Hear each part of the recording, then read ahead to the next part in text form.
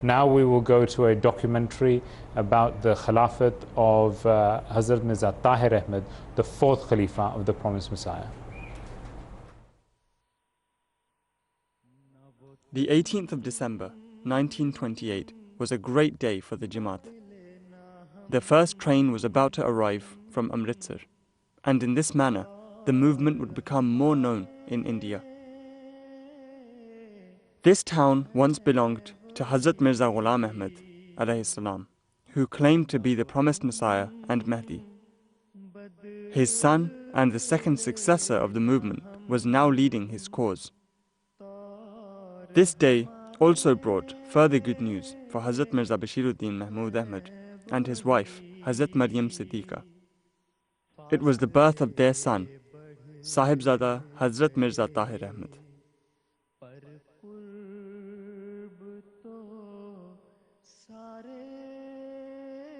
Hazrat Mirza Tahir Ahmad grew up as a happy child, ready to play and take up any challenge thrown at him. His mother wanted him to be a doctor or physician, but he was never interested in pursuing such a career. He was more keen on learning about human affairs and social works. He was interested in literature and developed a deep interest in the study of the Holy Quran. He started studying Darwin's theory of evolution. Although he had no doubts about Islam or the existence of God, he started investigating the existence of God on a logical basis. The health of Hazrat Mirza Bashiruddin Mahmud Ahmad, the second successor of the Promised Messiah, started to deteriorate, and in 1955 he travelled to London to seek medical attention from specialists. Among others, accompanying him was Hazrat Mirza Tahir Ahmad. After the treatment, Hazrat Khalifa II decided to return to Rabwa, but he left his son, Tahir, now aged 26, in London to study and develop his social skills. He studied in the London University of the School of Oriental and African Studies and had the opportunity to travel to Europe. He returned to Rabwa in 1957. In 1965, Hazrat Khalifa II passed away, and Hazrat Mirza Nasir Ahmad was elected as the third successor to the Promised Messiah. The problems for the community continued in Pakistan.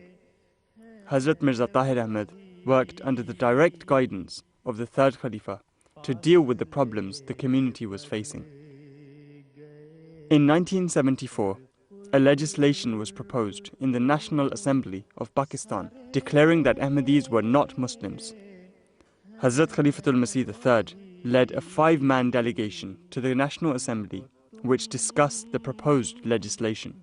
Hazrat Mirza Tahir Ahmad was the youngest member of the delegation, a compliment to his knowledge, insight and familiarity with the history and traditions of both Islam and the community.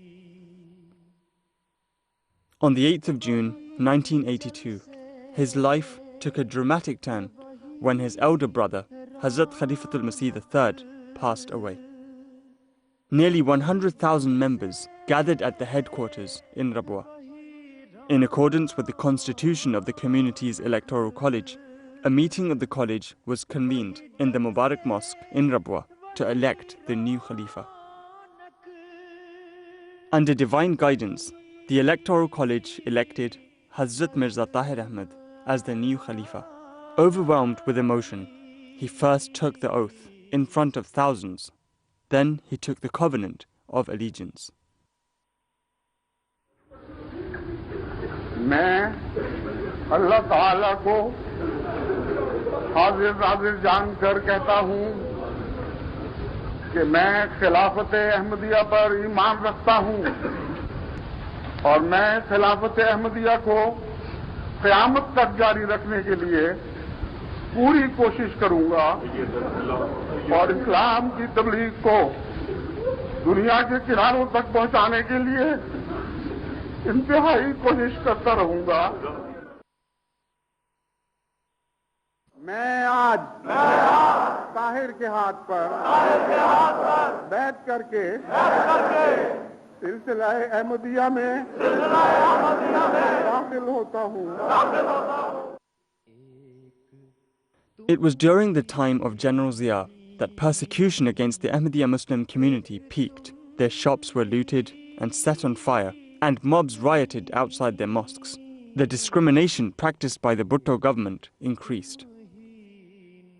Hazrat Khalifatul Masih IV urged restraint on his followers, and he continued to warn Zia, but the general paid no attention to the warnings.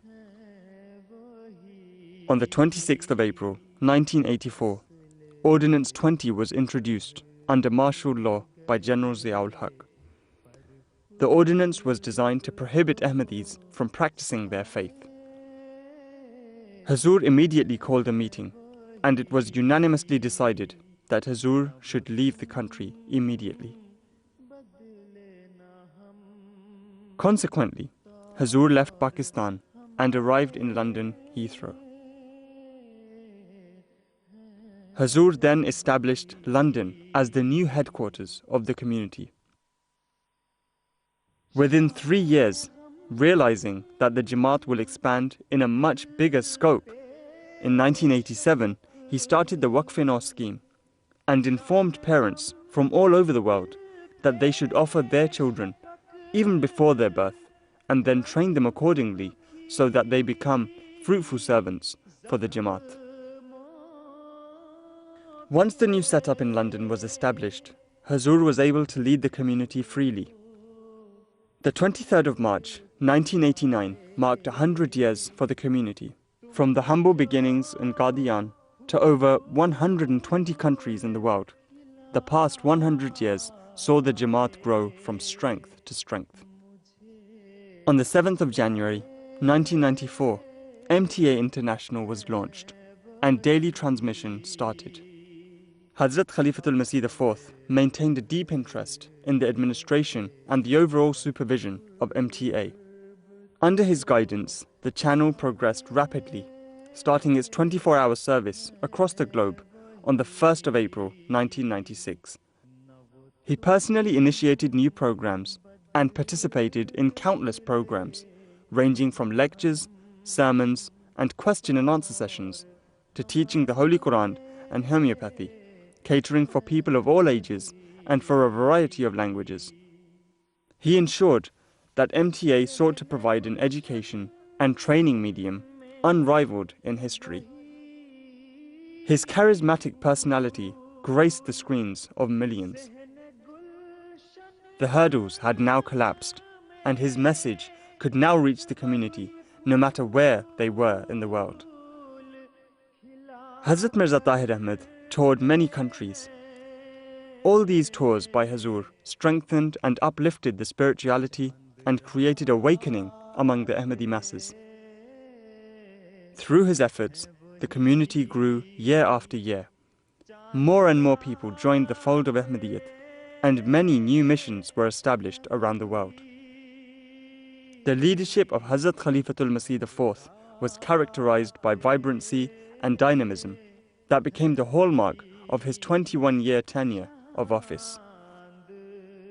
He spread the message of God. He was a fountain of knowledge. He touched the hearts of people. He was loved by both young and old. He was a man of dignity, an embodiment of love and peace. He was a man of God. है वही न वो तुम बदले न हम तौर हमारे